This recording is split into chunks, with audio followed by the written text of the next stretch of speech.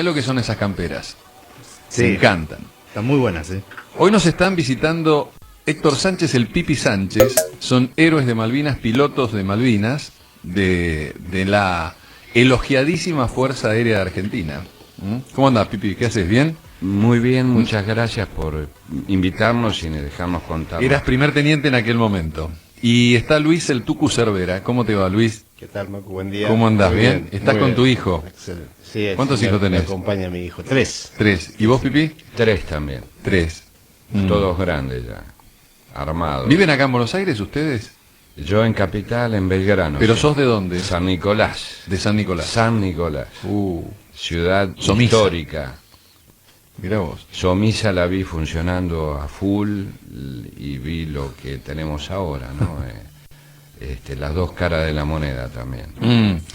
Bueno, ¿y de dónde le sale la pasión por los aviones? ¿Quién contesta? Mirá, El Pipi. En realidad... ¿Tenías antecedentes de Nada, familiares? la familia nada, familia muy humilde, todos trabajadores, realmente ningún antecedente. Y bueno, lo que es los aviones de guerra, los barquitos de guerra, como todo chico en la escuela, me la pasaba dibujando esas cosas y siempre hay una atracción.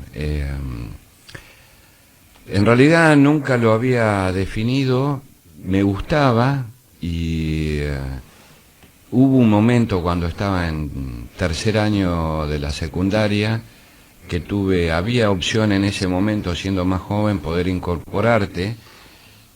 Hice algunas averiguaciones en lo que era la Armada para entrar en la aviación naval. ¿Dónde eres? ¿En Córdoba? No. No, la aviación naval, estaba estudiando acá en Buenos Aires y bueno, pero se me dio y no pude ingresar, o sea, no ingresé por X motivos. Y en quinto año yo ya estaba definido, iba a seguir ingeniería electrónica y el compañero banco mío conversando me dice, cuando empezamos a preguntarnos qué vas a hacer, me dice, voy a ir a la escuela de aviación militar. ¿Qué Mirá. es eso? Entonces, bueno, me empezó a contar lo que era volar aviones de combate, qué sé yo. Estaba ya casi a fin de año, o sea que, bueno, pedí los formularios, me contó, me preparé muy poco tiempo y bueno, tuve suerte. La vida siempre hay que tener uno tiene que ayudarla, pero aparte Claro. hay que tener un poquito de suerte para que se den y coincidan las vocaciones, ¿no? Claro. ¿Y Luis Cervera, cómo fue tu caso? No, yo también, así, un poco de sorpresa. No era una... Es muy raro, viste, a los 18 años no sabes bien qué hacer de tu vida. Vos estabas en Tucumán viviendo. Yo soy oriundo de Tucumán, estaba en Tucumán. Así que la vocación es en sí, me gustaba el vuelo y yo ya desde los últimos años de secundario yo tenía tenía el cerro de San Javier en Tucumán, entonces yo subía los fines de semana, subía el cerro y me bajaba a mucha velocidad con la bicicleta. Y tuve 2 o 3 golpes en las curvas bajando el cerro de San Javier, entonces hipergenié unos alerones. Le puse alerones a la rueda de adelante para que no me patine, la rueda no patine y no caerme. Era una premonición, ya era un avión eso. Yo, como estaba estudiando en un colegio técnico, me daba maña con las herramientas, con las cosas, así que en casa hice con una lata de aceite, hice un alerón, hice 2 alerones, se los puse adelante, los pinté y me iba al cerro con la bicicleta. Entonces acá los autos que iban por la avenida paraban y me miraban, no entendían qué era lo que yo estaba manejando. Pero a partir de ese día no me caí más bajando el cerro. Entonces ahí empecé a poner alas que al revés, en vez de volar era para pegarse más a la tierra. Después las di vuelta y salí y me fui a la escuela de aviación y ahí aprendí a volar. ¿Y dónde es la escuela de aviación? En ¿Dónde Córdoba. era? En Córdoba. Está en Córdoba. O sea, No se es fueron, y ustedes se conocieron ya de entonces. No. En la escuela lo conocimos. Pero Él entró 2 años antes que yo. Ah, a la está bien, escuela. está bien. en realidad nos conocíamos, pero con él surgió una amistad esa del hermano, yo no tenía hermanos, tengo únicamente una hermana, 11 años de diferencia, te imaginas que con él arranca Mirá vos. una hermandad desde que nos Mirá vos. encontramos en Reynolds, volando los A4. Tengo un montón de preguntas para hacerles. Primero, una general, de seguramente la gente que está escuchando. ¿Por qué hasta los propios ingleses hablaban de que los aviadores argentinos eran espectaculares? Lo que pasa es que ellos estaban muy tecnológicamente muy avanzados, tanto en el avión que ellos traían, el embarcado en los portaaviones que traían el Sea Harrier, que era en esa época era un avión de última generación, todo el equipamiento electrónico, la aviónica, el avión en sí era muy moderno, es un avión no convencional, con despegue vertical. Entonces, ellos... Para portaaviones. Claro, para portaaviones o para, sí, tierra, obvio. él podía atravesar como un helicóptero. Eso le da una ductilidad al avión que era importante. Más, Ustedes necesitaban una pista. claro, más las embarcaciones que traía la flota, que eran fragatas y destructores también en esa época de última generación, con radares, con toda la electrónica arriba. Entonces ellos pensaban que venían acá, como a veces uno lee que se iban a hacer un picnic y 2 o 3 días nos pegaban 2 cachetazos y se volvían. Cuando empezaron las acciones propiamente dichas, la Fuerza Aérea empezó a operar el 1 de mayo y ellos empezaron a ver la forma que atacábamos y cómo entrábamos. Sí, la destreza que tenían ustedes. Claro, Y nosotros la teníamos, si profesionalidad. bien teníamos un avión un poco más viejo que el que tenían ellos, Sí, sí, no sí. estaba a la altura del avión de ellos, pero teníamos una muy buena habilidad en el vuelo Y sí. y muy buen adiestramiento, que es lo que a ellos los sorprendió y creo que sorprendió al mundo entero, que no se imaginaban que pudiéramos hacer lo que hicimos. Pipi, ¿qué querías decir? Bueno, en resumen, ¿no? El tema era fundamentalmente vos cuando vas a un conflicto como profesional, vos estudiás a tu enemigo. Uno tiene que leer, enterarse con qué viene, qué trae y todo lo demás. Como nosotros lo hicimos con ellos, ellos también lo hicieron Claro, con nosotros. claro. Entonces la diferencia tecnológica que había era enorme. Claro. Nuestros aviones eran de la generación del 50, la mayoría de ellos. ¿Tenían era por computadora? No, el avión de ustedes. ¿O No. No. Todo Entonces, la diferencia tecnológica que habían era muy grande. Claro. Ellos venían con lo último, Claro, claro. sus últimos aviones eran sacados de la fábrica. Ellos respetan, ¿por qué respetan tanto lo que se hizo y la aviación militar? Más que nada es porque se logró superar esa diferencia Claro, totalmente, tecnológica totalmente. con el coraje, la astucia, la sorpresa, aprovechar factores que ellos jamás lo tuvieron en cuenta. Aparte, a vos te derriban en una misión de 8 aviones, te derriban 4, ¿no? El enemigo va a decir, estos ya no vuelven, cuando te bajaron 4 Claro, aviones, y volvieron. perdimos 4, y nosotros así todos seguíamos yendo y explotando esas cosas que ellos jamás iban a imaginar. Ahora les quiero preguntar específicamente sobre esos ataques que hicieron ustedes y que han contado, hay libros que los describen. Pero aprovecho que estamos tomando mates, porque en algún momento a mí me impresiona mucho la valentía, los huevos que ustedes tuvieron en ese momento. Y ustedes hablan de que estaban tomando mates y que por ahí recibían la orden de que tenían que salir, ¿no? Tucu, le digo Tucu porque a Luis Cervera le dicen Tucu. Está perfecto. Y al Pipi le dicen Pipi. Está perfecto. No, está bien, Que son perfecto. dos de nuestros. A ver, respondeme esto, de la mateada de esta cosa argentina y de subirse al avión a ir a la guerra. Nosotros estábamos operando en Río Gallegos y hasta el 9 de junio... Era secreto eso, ¿no? Era un secreto, ¿no? Sí, no ellos no era un sabido... Quiero decir, era estratégico para que no se supiera de dónde Claro. salían ustedes, ¿no? Claro, sí. Aunque los amigos chilenos siempre avisaban. Tuvimos un problema con eso. Con sus mucho, amigos. lamentablemente. Bueno, en Río Gallegos, la mesa, la base de operaciones donde estábamos, en la sala de piloto, que sí era muy reservada, que no entraba nadie a la sala de piloto, como puede ser este estudio, la mesa era prácticamente como esta, que estamos acá, y era, pues, estaba por día, operaba un día el primer escuadrón, el otro día descansaba el primer escuadrón y operaba el segundo escuadrón, y así sucesivamente. Era como una guardia. Una especie de alerta, que estábamos en alerta. Si el comando, la Fuerza Aérea Sur, el comando, ordenaba una misión de ataque, la desarrollaba el escuadrón que tuviera de turno. Siempre tenía que ser de día. Sí, siempre de día nosotros... Nuestros aviones no estaban capacitados para volar Esto es un dato, nocturno. ¿no? Sí, Claro, muy sí. importante. Entonces en esa espera que hacíamos hasta que llegara la orden de salida de una misión, que le llamaban la orden fragmentaria, el entretenimiento nuestro era el mate. Ahí esa guardia era un escuadrón de ¿cuántos? ¿De 4 aviones? O sea, ¿de 4 pilotos o de 8? Mirá, nosotros arrancamos la guerra, esto es realmente interesante. Eran turnos que se cubrían. Empezamos porque uno va modificando su forma de trabajar, por decirlo en forma común, pero en realidad la forma de operar a medida que va avanzando la guerra y vas obteniendo experiencia vos y tratando de mejorar todas tus posibilidades. Empezamos siempre, eran 2 escuadrillas de 4 aviones cada una, ¿sí? O sea, había 8 aviones, 8 pilotos en alerta.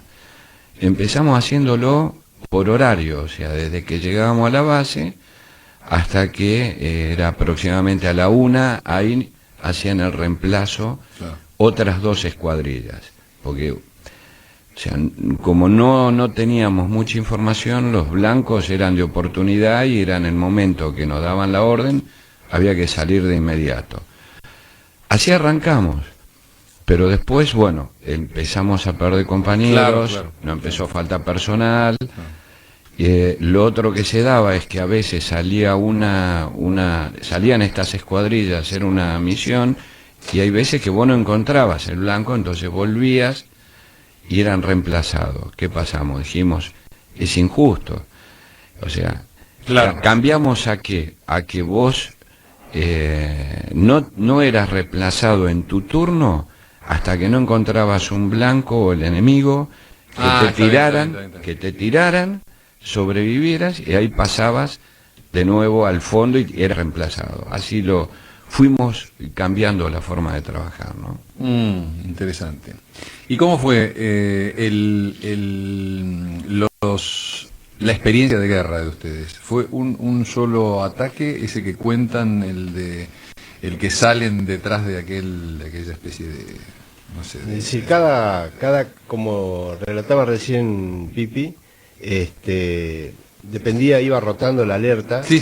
iba saliendo, a veces día que operaba, día que no estaba previsto operar. Cuando les tocó juntos a ustedes? Nos toca la primera salida a los dos el 24 de mayo. Esa es la salida que de Lepiane se queda... No, se- no, esa es otra. esa es otra. 13 de junio es esa. Ah, esa es la que de Lepiane se queda, no le arranca el avión, no sé qué, y después los Sí, alcanza. el segundo escuadrón, que estábamos nosotros, de A4, entra en combate el 12 de mayo. La primera operación de combate fue el 12 de mayo, a pesar de que el bautismo... ¿Cuántos fue- episodios tienen ustedes? ¿Cuántas, no sé cómo se llama? Yo en contacto con el enemigo tuve 2 veces. 2 veces. Digamos, el 24 y el 13, y él tuvo el 24. Cuatro veces llegué al blanco. O sea, por eso son distintas. En realidad, cuando uno de nosotros narra una de estas experiencias, las vivencias son muy similares. O sea, porque puede ser un barco, ataque a las posiciones terrestres del enemigo, pero en realidad las vivencias son muy parecidas a las nuestras. Varían mucho en las emociones y las circunstancias por ahí que se nos dieron, ¿no? Pero en realidad yo siempre rescato el trabajo en grupo. Una de mis críticas al argentino, nosotros somos muy buenos trabajando individualmente, pero es muy difícil que logremos armonizar un trabajo en equipo.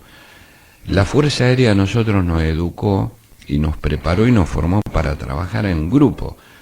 Si bien era un piloto el que llegaba Claro. al punto del blanco donde tenía que soltar su bomba, detrás de ese hombre ya venían otros más en la escuadrilla, los aviones de reabastecimiento de combustible, todos los mecánicos, la gente que estaba detrás de esa operación, es mucha. O sea, rescato siempre el trabajo en grupo que tuvimos y que logramos conformar.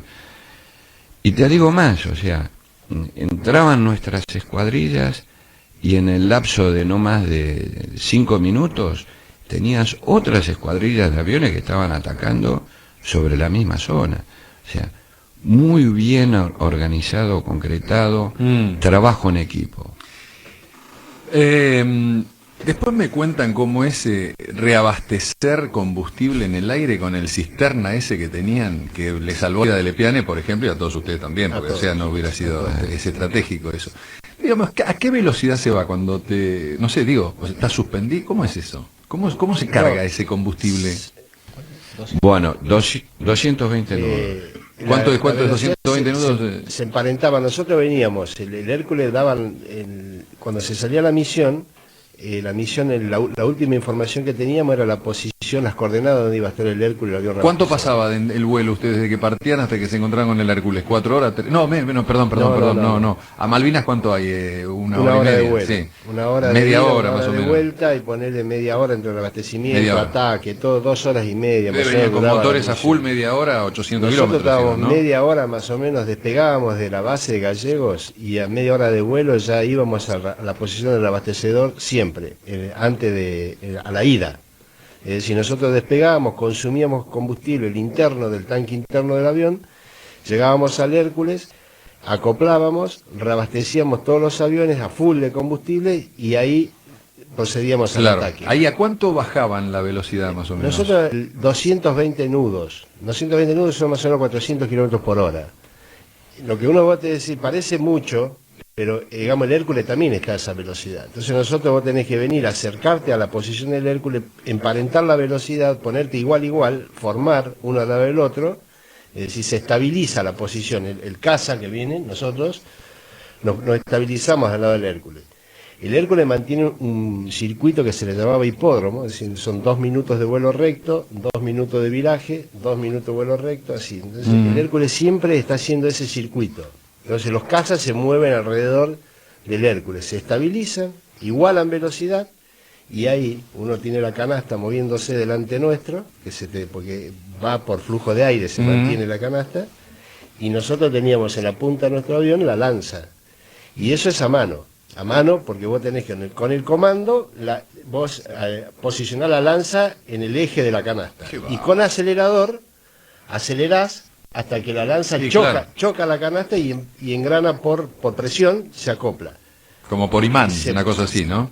Claro, y ahí se encienden luces, que está bien acoplada, y el oficial del reabastecedor que está en el Hércules, por una ventana del Hércules, que está mirando el acople, da combustible. Cuando uno le da el pulgar hacia arriba, que le dice está ok, ahí el oficial le manda combustible y vos ves el placer que es ver subir la aguja de combustible. A 400 kilómetros estás, como se diría, ensartando una lanza que tiene al costado del avión en una canasta de un diámetro de 1 metro. No es impresionante. Y tenés el Hércules, que es un monstruo que tenés ahí adelante, o sea, son un montón de cosas que hay que ir